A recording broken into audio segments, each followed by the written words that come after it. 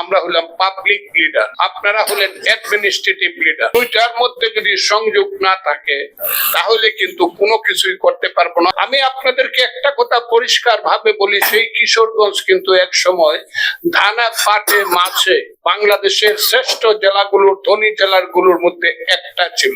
এখন 64টি জেলার মধ্যে 10টি জেলা হলো সবচেয়ে গরিব। আমার কিশোরগঞ্জ আছে 7 নম্বরে।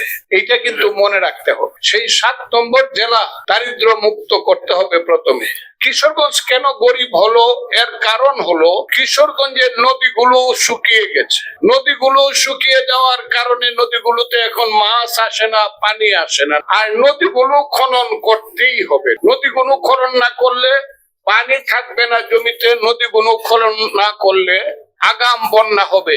কাজেই চৈত্র মাসেই যখন আগাম বন্যার পানিতে জমি ডুবিয়ে দেয়, কৃষকের চোখের জল আর বন্যার জল এক হয়ে যায়, যার কারণে হাজার হাজার মানুষ কিশোরগঞ্জ থেকে এখন বস্তিবাসী হয়েছে। কিশোরগঞ্জের মতো এত বস্তিবাসী আর কোথাও নাই। আগে ছিল রংপুর, কুড়িগ্রাম। এখন কিশোরগঞ্জের মানুষ হলো ঢাকা, চিটাগাং, কুমিল্লা, সিলেটে সবচেয়ে বস্তিবাসীর ঠিকানা হইলো কিশোরগঞ্জের মানুষের। কাজে এইটাকে কিভাবে উন্নত করবেন, এটা হলো প্রথম। অর্থনীতি যখন উন্নত হবে, সন্তানের হাতে যখন বই আসবে, সেই সন্তান যখন সুশিক্ষা হবে, এসপি সাহেবকে মাদক দ্রব্য ছাড়ানোর জন্য তো চেষ্টা করতে হবে না, কারণ সেই সমাজে মাদক আসবে না। যে শহরে, জেলা শহরে লাইব্রেরি থাকে না, লাইব্রেরিতে বসে বই পড়ার মতো চক্ষুষ্মান মানুষ যে সমাজে থাকে না, সেই সমাজ তো উন্নত হবে না। আমার মনে বড় দুঃখ।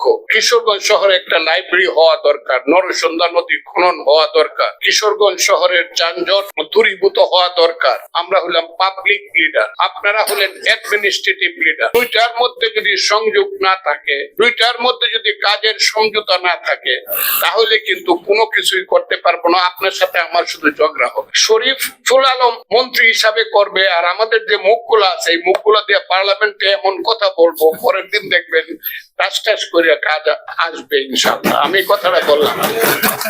আমি আপনাদেরকে একটা কথা বলি, কোনো কারণে যাতে পার্লামেন্টে একটা কথা আমাকে না বলতে হয় যে অমুক অফিসার সাহেব এই কাজটা করছে, এটা আমি কোনোদিন বলবো না। কিন্তু কাজেই এই জিনিসগুলো আপনারা খুব গভীর ভাবে দেখবেন। আর সমস্ত ব্যাপারটাকে, যেহেতু এটা রাজনীতি মানে গণতন্ত্রের রাজনীতি মানে অ্যাডজাস্টমেন্ট এন্ড কম্প্রোমাইজ। আপনারা চেষ্টা করবেন সবটা ব্যাপারে একটা অ্যাডজাস্টমেন্ট কম্প্রোমাইজ করে করার জন্য।